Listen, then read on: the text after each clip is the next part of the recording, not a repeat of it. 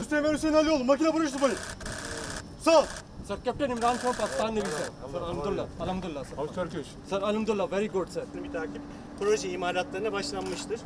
2 adet gemimiz şu an İstanbul Tersanesi Komutanlığımızda imalatı devam etmekte olup Hadi bismillah.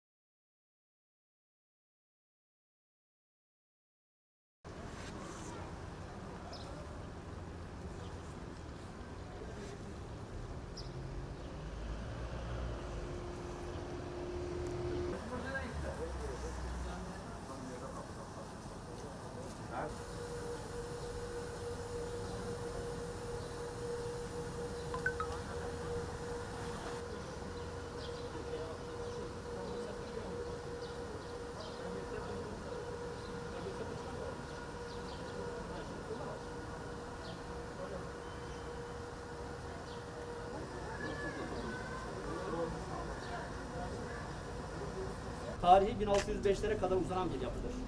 Kasrı ilk yaptıran Sultanahmet Camii bina eminlerinden Kalender Çavuş'tur. Bu eserleri tabii kendi orijinal şekline uygun bir şekilde yenilemek ve günümüze kazandırmak bence önemli bir iş. Bu işte gerçekten önemli işler yaptınız, önemli katkılar sağladınız. Bundan dolayı ben şahsım ve bakanlığım adına sizlere teşekkür ediyorum. Tarihimizden bize gelen bir esinti, tarihimizden bize kalan bir yüzük taşı gibi övünçle dosta, düşmana, yerli ve yabancı misafirlerimize gösterebileceğimiz bir eser ortaya çıktı. Var olan bir eser yeniden hayat kazandı. Bundan dolayı ben bütün emeği geçenlere, işte burada olmayanlar var, olanlar var. Herkese en içten duygularla teşekkür ediyorum. Sağ olun, var olun. Hadi arkadaşlar, hayırlı uğurlu olsun.